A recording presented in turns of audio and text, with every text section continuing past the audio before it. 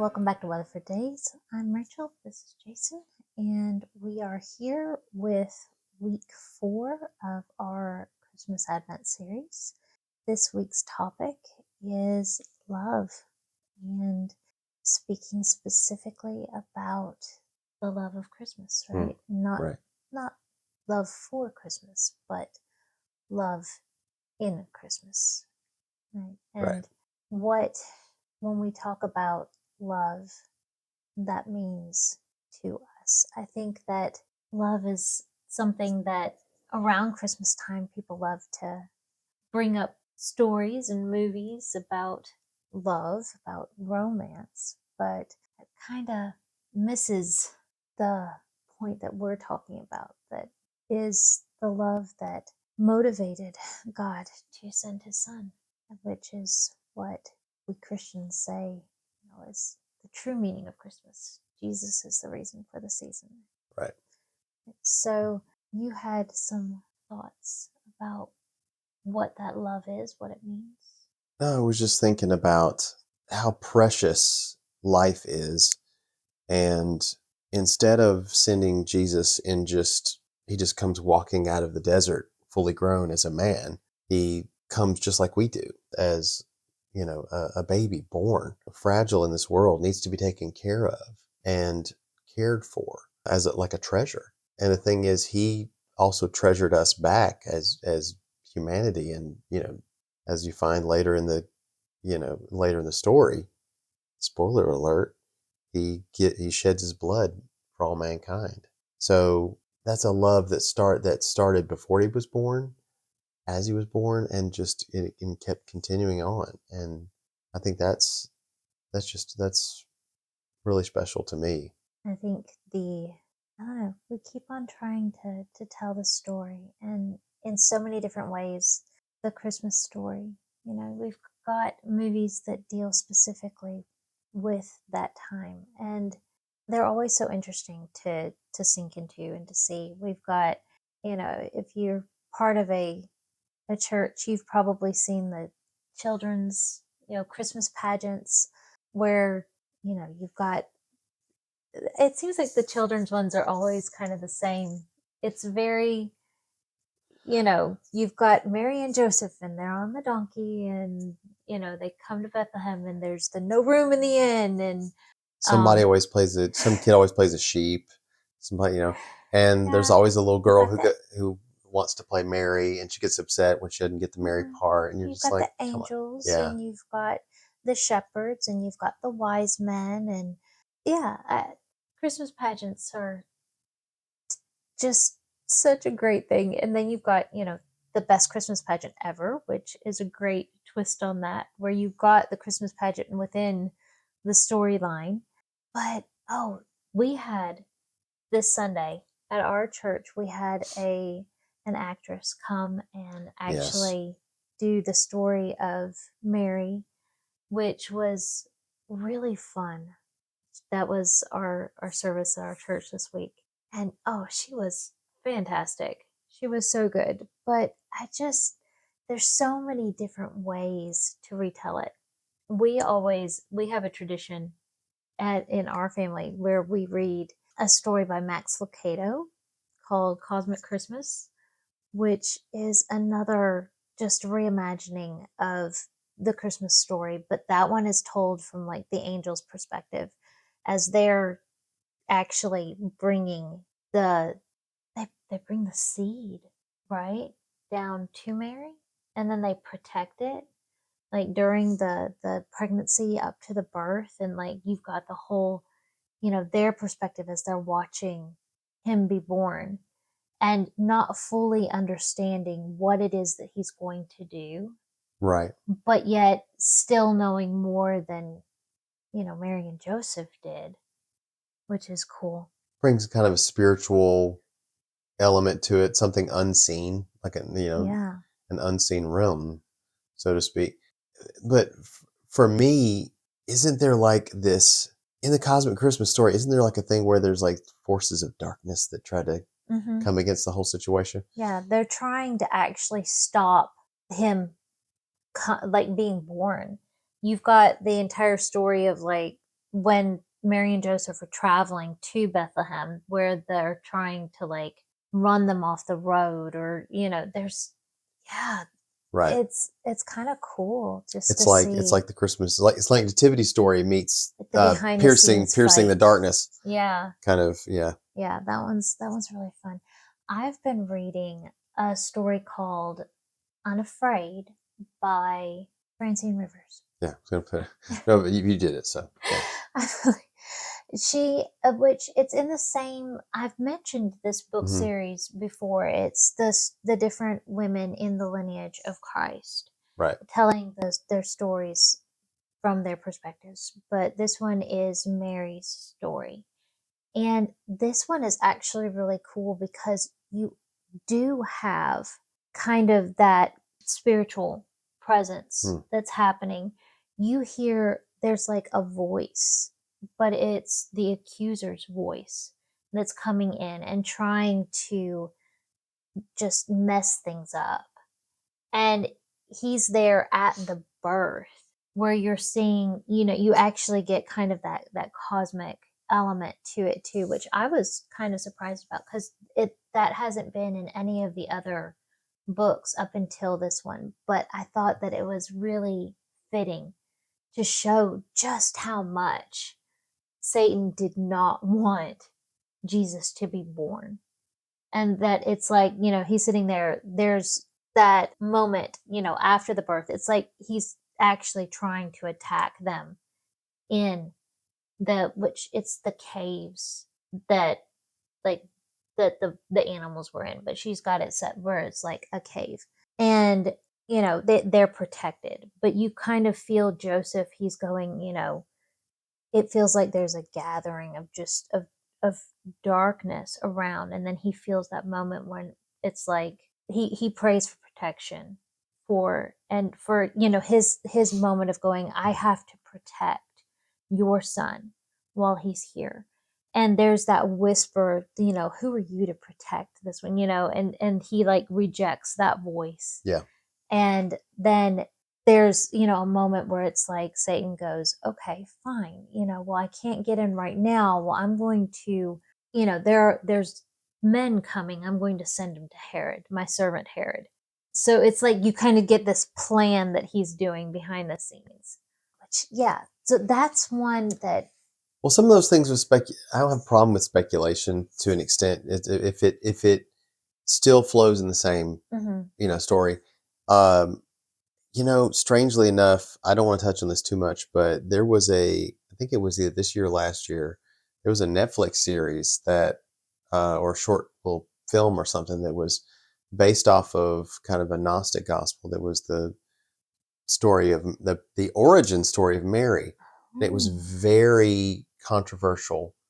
yeah. I mean, the Gnostic gospel it was written based on came 300 some 400 years after the Gospels were written, and Was that the one where they were like, they did some weird stuff around Mary? yeah, and Okay. and recently there was another movie called The Carpenter's Son or Son of a Carpenter or Carpenter's Son, I think is what it's called, that came out recently. It was based off another Gnostic thing. So I think Mm. that there's been this wrestling with what the text actually says and Mhm. what they wish or think it says, and everybody always wants to go after some other story. And there's such a simple story in this, and the truth is baked into it. And you may say, "Oh well, Islam has the right idea. Oh well, these other gospels that you tried to get rid of had the right idea." It's in the truth is in the text, and Even the to difference between what Catholics and Protestants would want to do with yeah, that too. yeah, Yeah. that's a big complete whole other subject. The thing is, I think, and I actually had I don't think she knew where I was coming from, but I had a conversation with a nun back when I was doing web design because we Mm. were doing something for somebody's Catholic church or whatever. And one of our graphic designers, she was an older woman. She was Catholic. So the nun was there and I was like, and I thought I was just Mr. Apologetics. And I was like, that we are like Mary, we are in a way. because we have Christ within us, hope of glory. And he is going to be, is going to come out and show the world who Jesus is. And there she was like, okay. I don't think she understood I was using, metaphor, but it's true. Mary is special because she's chosen and given a gift, but she's not, has no other, amazing majesty. She's just like us, a servant of God. And I think if she was here, she'd say the same thing. Is she said, "Be it unto me according to thy word," and that is Mhm. like the most important, I think, phrase in that to me, because you can say, "This is what I want to do in the earth," or "This is what I need to have happen, Jason," and I could say, "I don't know, God," or I don't know. How is this going to happen? How can this be? And He says, I can do this." And you say, "Be it unto me." Basically, you surrender and you say, "Be it Mhm. unto me according to thy word." And I'm not, super holy and special, but if you just put your yes on the table, like Justin says, you put your yes on the table and say, "I'm going to do this and I will obey you. I'll follow you." Then there's some amazing things that can happen from that. And Mary is a very Mhm. famous example of that. But she is here. She's a servant of God, just like we are. I really feel like that's something that throughout scripture, every person that was used of God had that moment where they did put their yes on the table, You where have to. they were asked, or called to do something, to step up and, given a mission of some sort. And it really was, am I going to obey? Am I going to follow, or am I not? Well, maybe not everyone. There were some people, in the Bible stories that you simply are kind of hearing the story of their life. It wasn't like God was asking them to do something Well, above board. But Had some pushback, but he yeah, still ended up in the place where God wanted him to be, because well, but he he did had make to some have rights. that Yeah, moment of going, okay, yes, because he was called to something. And most of the ones that, were given I'm going to do this through you, had that moment of, will you obey or won't you obey? right. Are you going to do what I've asked you to do or won't you? And yeah, I think that's a really beautiful part of scripture. And it's almost like, we may not even recognize. I feel like most of us have those times in our lives, in our stories, where we're asked to do something by God. And it's, we have to have that moment of, are we going to do it or aren't we? But a lot of times it's, not even something that we may recognize at the time Mm. as being an ask. There's the big things and there's the little things. There's just the everyday obedience, or confronting, a sinful behavior, or, some issue that it's like, that's the moment when we decided to stop and to change. And that was the moment we were able to, because of that obedience, we were able to be used. Well, it's trust. It's trust. It's Hmm. saying, I can. God never said, "I'm going to force this upon you, Mary. I'm going to just make this happen whether you like it or not. Get in line and just, you know, whatever." And it's, this, And some people would say maybe she didn't have a choice, but I feel like she she gave did. consent. She said, "Be Yeah. it unto me according to thy word." This is, she wanted, I think, what all, let's just say, Jewish people at the time wanted, is they Hmm. want God's will in the earth to be done. And the ultimate savior and rescuer of his people is Messiah. And to say, this is the one, she's like Hmm. little old me. And and even when she's doing the what they call Magnificat, when she's doing the Hmm. her song of song in the spirit to Elizabeth, she's just saying, how great God is. And she's saying, she's putting God on the pedestal, how amazing, and how it's wonderful that I just get to be a part of that. Did you know that's one thing the book, the Unafraid book, Hmm. mentions, is that the name Mary was the most common girl name Yeah.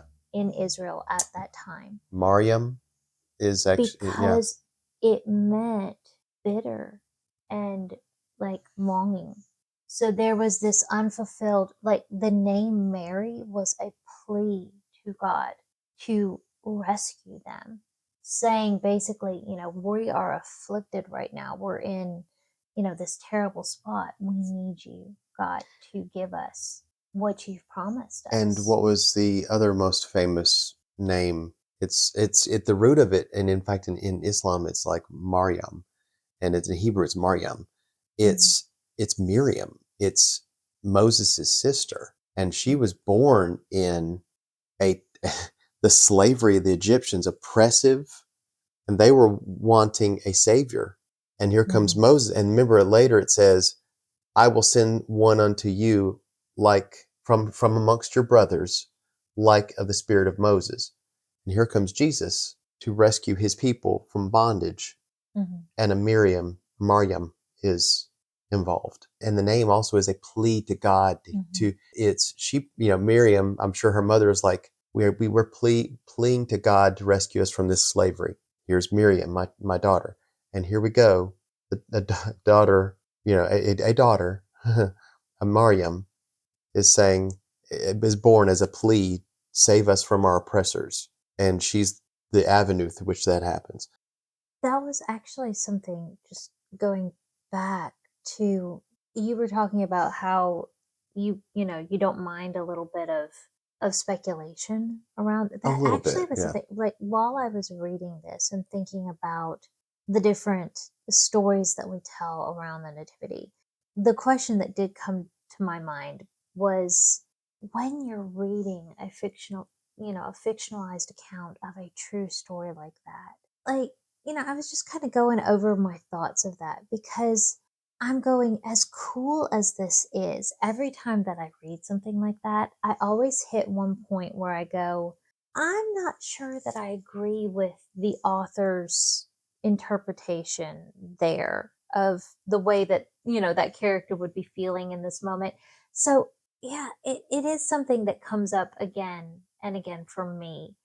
I don't know. Am I weird in that? I've wondered before. I think anybody who reads any historical fiction around a biblical character is going to feel that at some point, because you either, I'm not saying slavishly, but your source material is the Bible and Mhm. the historical research and things that people have done around that, whether that's knowledge of Hebrew culture or whatever. So you're either going to go and basically you're just going word for word what's in the Bible, and that's fine. It's going to be a short book you're writing. But I mean, that's kind of what every sermon does to a lesser extent, too, though, is we're taking these biblical stories and then we're putting our own emotions and feelings and interpretations behind what those stories are doing. So it's what makes them more fresh and applicable to our lives, I feel like. But when you have something fictionalized to the extent of your retelling in a book form, it's so much more that's needing to be added to it. I know there are some people that just don't like those at all. And It's some of the same reasons why people yeah, have done pushback against things like The Chosen right. and stuff like that is It's, because, it's like you're putting motivations in there that then, because it's a story that's being told so well, I think that a lot of people do have a tendency to go, oh, yeah, I watched the story, so I know the motivations behind all of these characters. And they just kind of go surface level, well, yeah, that's the story.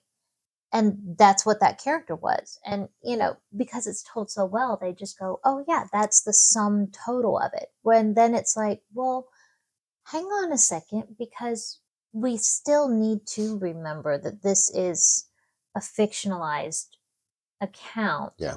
that the author is putting in the motivation. That doesn't mean that they know. They're doing the best that they can to tell that story, but they may have gotten it completely wrong. Well, what the motivation and what the character was thinking, in that moment. We know the facts. We Yeah. don't know what the characters were No, necessarily of course not. thinking in Of course every not. situation. So, but in order to tell the story, you Not have unless to they give told, not unless they told somebody. right. 2 points on that. There's one. Think about like the Garden of Gethsemane. Jesus goes off by himself, right? Everybody's asleep. Hmm. So who was there to see that? Some of them obviously, came to see what was going on with Jesus, and so that they know some things. So, or someone told. Hmm. There's always that. It's not like it's a camera floating around, documenting everything, which would be kind of cool. But the okay, as an example, we have a pastor at our church named Justin, and he many times he'll read a little bit of his modern sensibilities into it, and it gives it a little bit of a freshness to people, and they go, "Oh, I think I understand that a little bit better."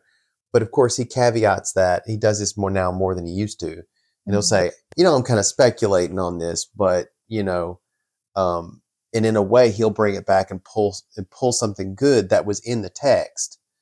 And he'll give it some historical, foundation on that and some Hmm. brickwork on that.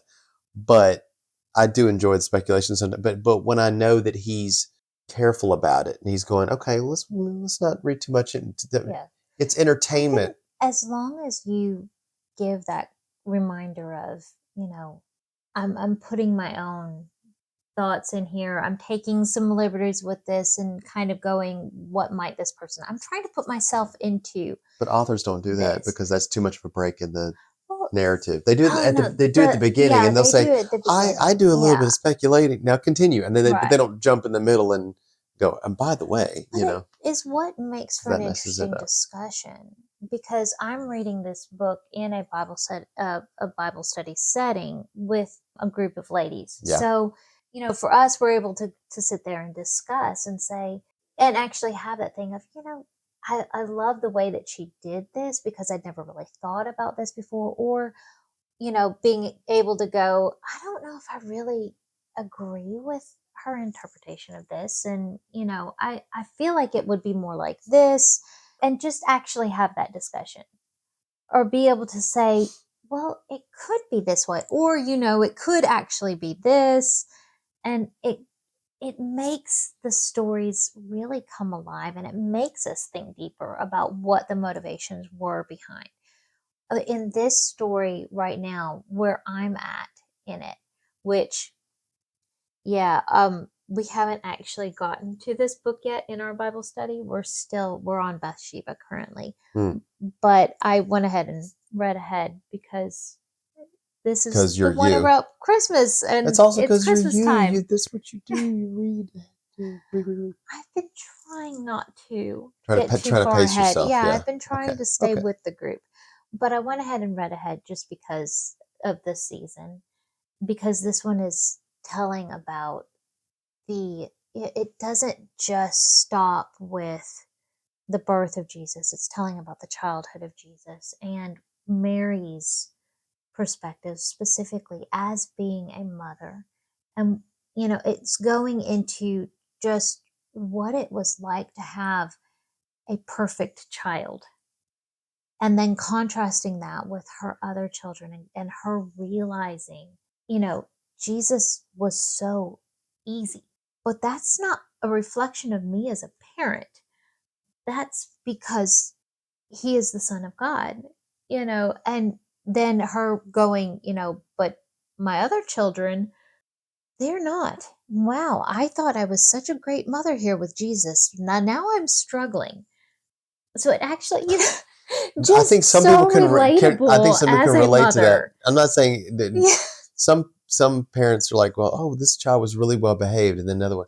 So that's a little bit of a Right. stretch to say really well behaved equals Jesus.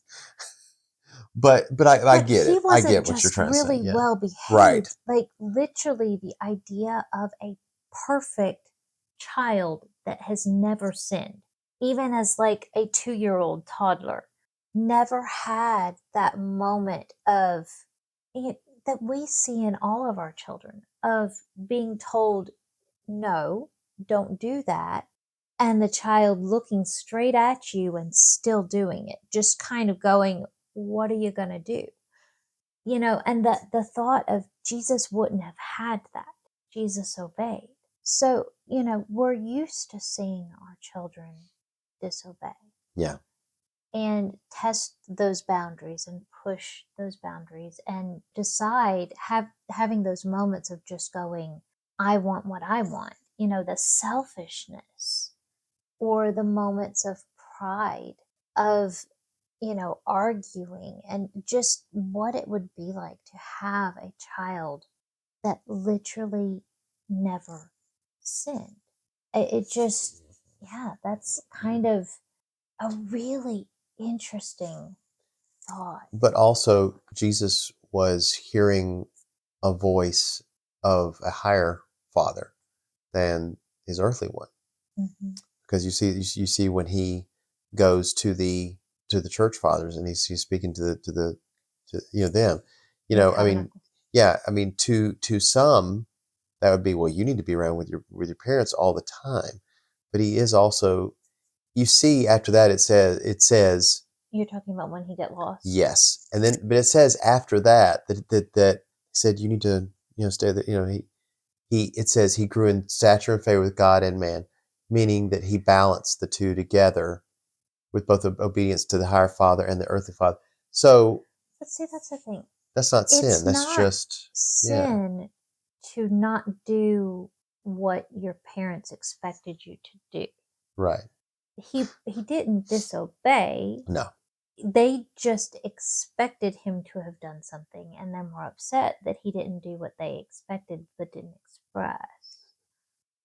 right, exactly. That's, Yeah, yeah. No, I'm not calling that out. I just thought it and was, even the answer, some people have said, oh, well, he sassed his parents by saying, didn't you know that I would be in my father's house?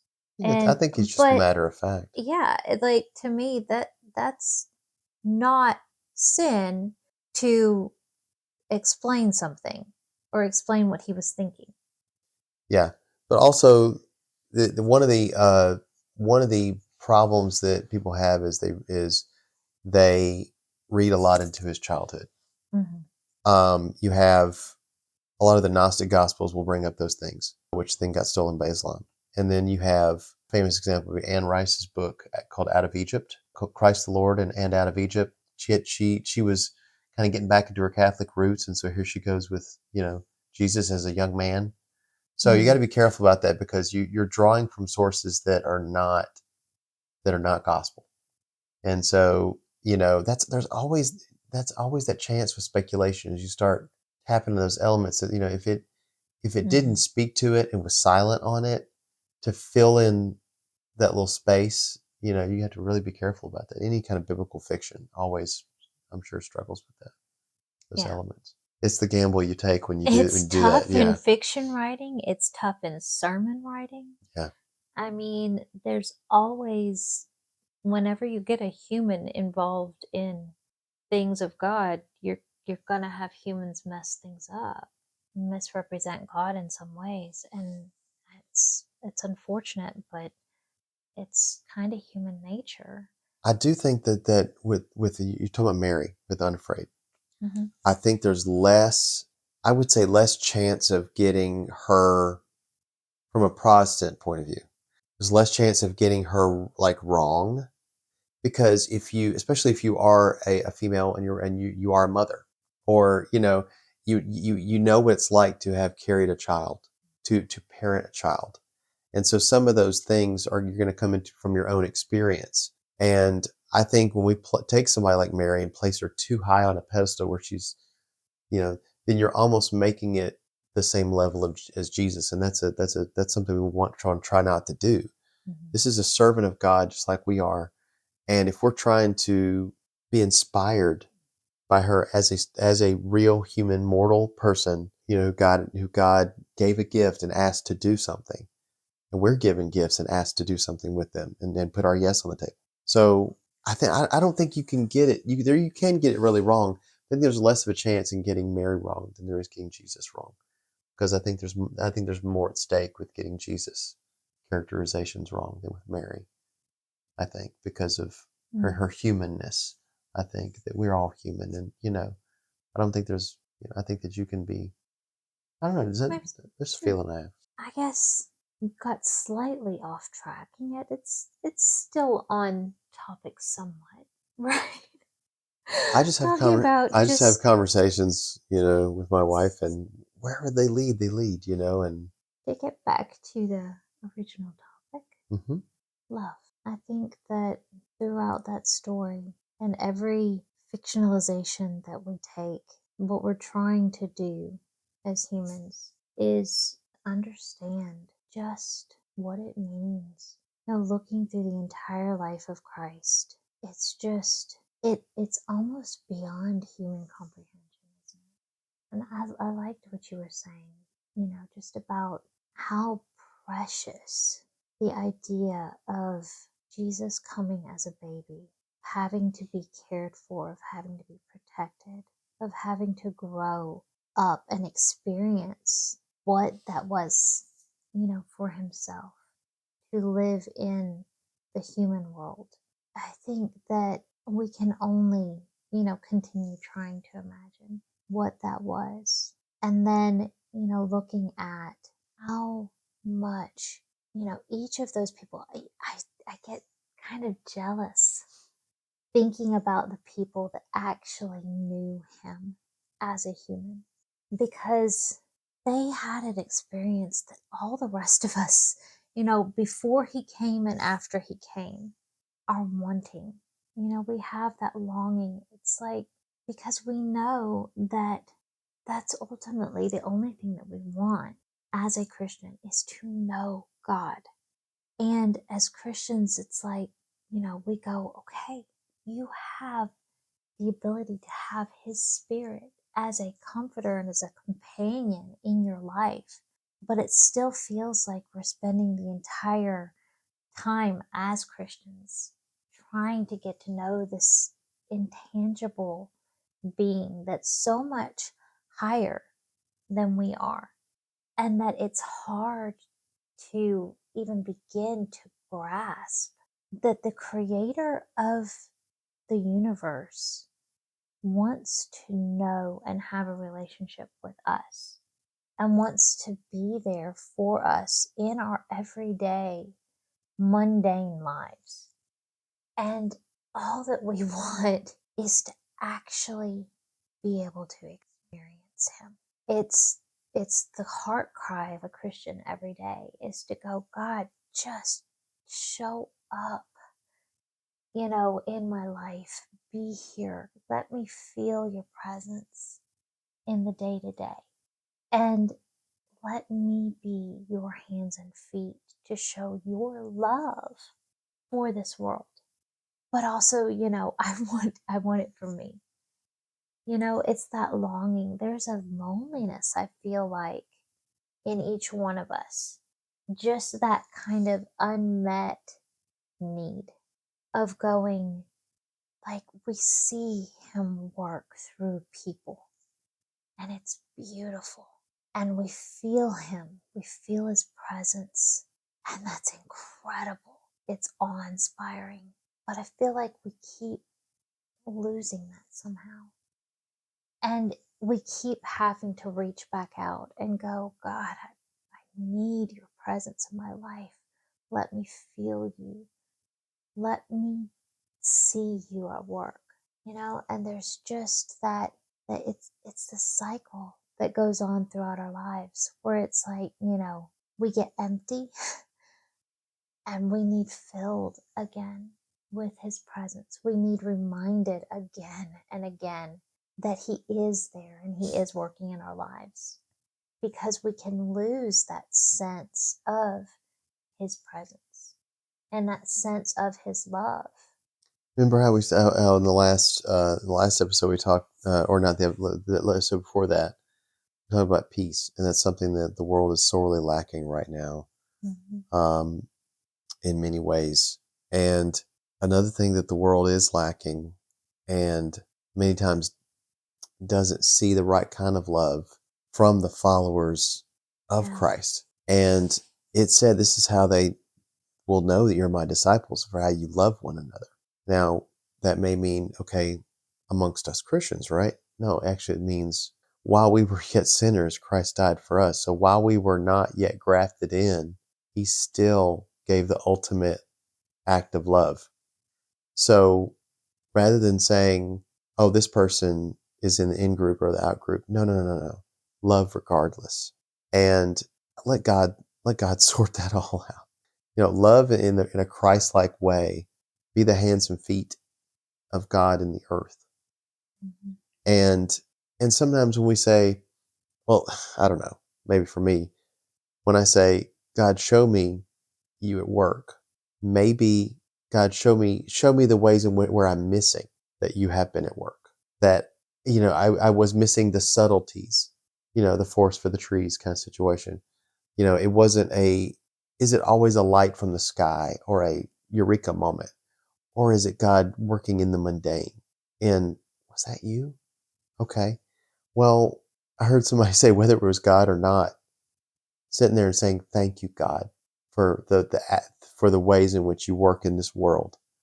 And if you just say that, so there's that simple thing, whether whether it was God or it wasn't, He was being thanked. He was being looked at. You basically looked toward Him in that moment, and your mind was on higher things for just that one moment. Mhm. And that's a habit that we can have. And look, I can look at myself in the mirror and say, Jason, you didn't do that today.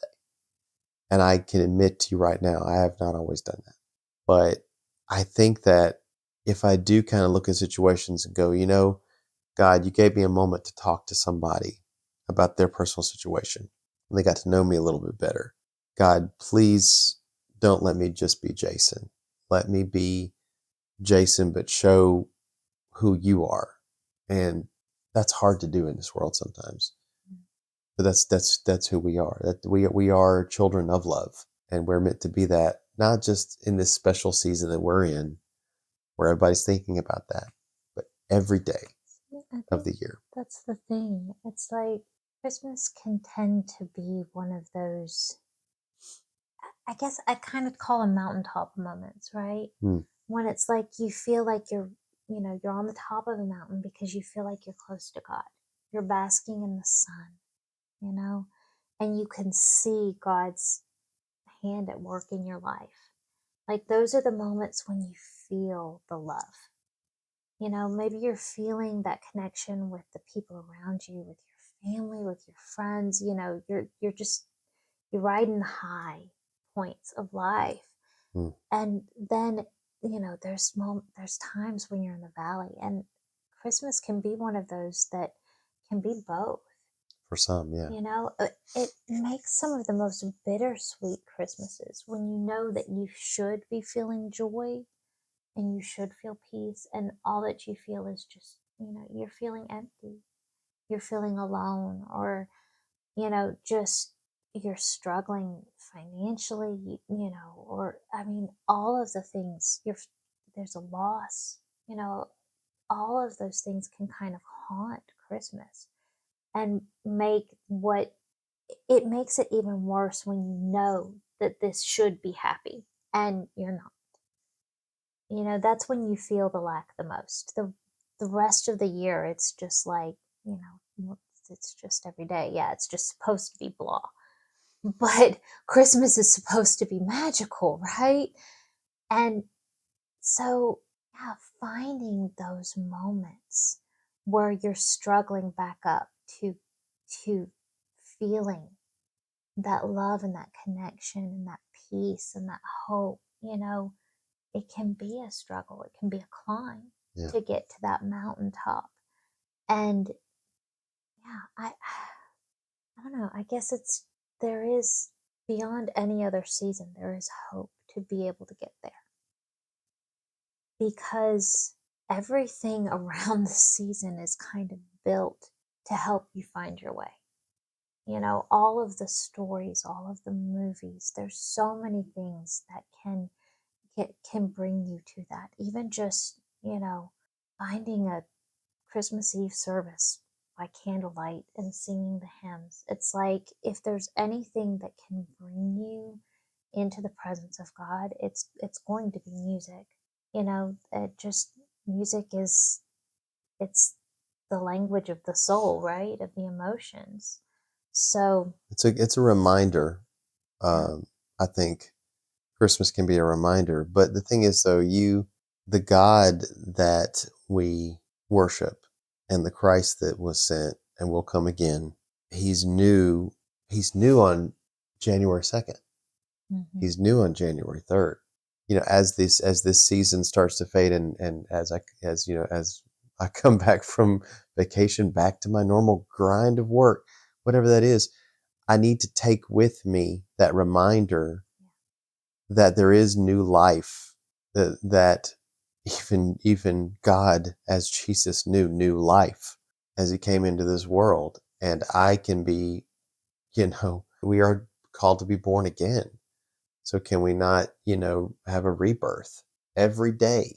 I think that what I was trying to say is that, you know, those mountaintop moments carry us through the valleys, Right. because you're There you going to go. have the times where you feel more separated, where you feel like things are dark, where you feel Mm, alone. And it's those high points that give you the strength that renew you to be able to make it through until you can get to a high again. it's good. Because we don't live our life from valley to valley, we live our life from mountaintop to mountaintop, right? So, He will walk with us in those valleys, though. yeah. He won't keep us from them, but he'll be there with us through it. And we are comforted by that. But when you look back at your life, what you're looking for is those, you know, those moments of happy throughout your life. That's what you're when you get to the end of the road, that's that's what you're or what you're remembering is the mountaintop moments. The You know joy, you the had to sweetness of get through the joy. valleys, Right. but the mountaintop moments are the ones that stand out. Mm, So it's good stuff. yeah. And I think that, you know, speaking of love, it just like, you know, that he's there with you. It's his love. You know, you may feel the love more on the mountaintop, Right. but yeah, the love stays with you too. And isn't that truly what life is all about? Life is about love, about learning to understand the love that God had for us, of what that love means, of accepting that, of learning to then reflect that love back to other people, Yes. of, you know, the greatest gift ever know is just to love and be loved in return. Right. And I probably misquoted that I think it was slightly. learned the greatest lesson we Greatest, will ever learn is to love and be loved in return. yeah. But love is not always pretty. Love is not easy. Love is messy, but it's so worth it. And I hope that all of you out there will have a truly love filled Christmas. So Love one another because God so loved the world that he gave. Love others and give from your heart. we're going to wrap that up with a shiny Christmas bow. And we will see you guys after Christmas for the new year. All right. That sounds great. See you next time.